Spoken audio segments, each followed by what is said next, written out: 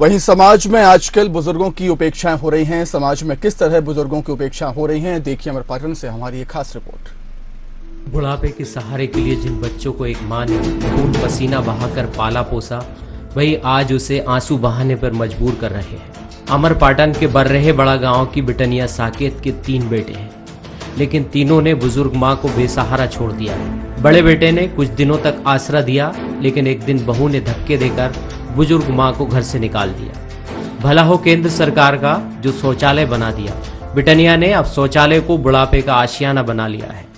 बधवा नहीं पड़ रहा है नहीं तो वो राहत रहन है। अब बुढ़ाऊ रहा जाऊं तो पछिल गए कहीं की बांट गए। अब 3 भाई का हमको नहीं कहीं की एक कोठा लाई ली। हमको परेशानी हो करे लागे बच्चे पुताऊ है लड़का, तब हम कहन कि हम न कोहू का दुख न दे। अब हम हो गए इनके बनाई खाई। बुजुर्ग महिला के पति ने जो कुछ भी जायदाद बनाई थी, उस पर अब तीनों बेटों का कब्जा है। माँ के लालन पालन के लिए तीनों भाइयों में झगड़ा होता है। अपनी माँ की इस दुर्गति पर तीनों भाई एक दूसरे पर आरोप मढ़ने से बाज नहीं आते। कहीं तो हम तो कहते हैं कि वो रहे, लेकिन हो गया। कहते हैं यहीं साफ सुथरा किए, खाना पीना बनाएंगे, यहीं रहेंगे तो लेकिन हम कहते हैं कि एक कमरा में आराम से रह खा पी। हमारी कोई भी बात नहीं हुई आज तक। ने हमारी मैडम से, हमारे बड़े भाई की पत्नी से विवाद हुआ है और भाई की बड़े भाई की। आप क्यों नहीं रखते आपके साथ? नहीं तो वहाँ हम कहते हैं कि वहाँ रहे, लेकिन वो अभी नहीं रहती।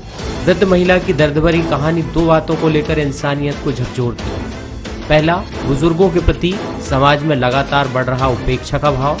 दूसरा, स्वच्छता मिशन को लेकर प्रशासन किस कदर उदासीन बना हुआ है कि सरकारी खर्चे पर बने शौचालय का लोग दूसरे कामों में इस्तेमाल कर रहे हैं। हो ना हो, माँ के साथ एक न्याय होना चाहिए। तो एक सरकार से बंसल न्यूज की तरफ से एक गुहार है कि इस माँ को कहीं ना कहीं न्याय मिले। ये माँ एक आंखों से टकों से ताक रही है कि उसको एक रहने की एक अच्छी छत मिल जाए। अपने बेटों से वो आस खो चुकी है। हो ना हो, उसे प्रशासन की तरफ से कोई सहयोग का इंतजार है। सतना से वेंकटेश द्विवेदी जी के साथ अमर पाटन से नरेंद्र पटेल, बंसल न्यूज।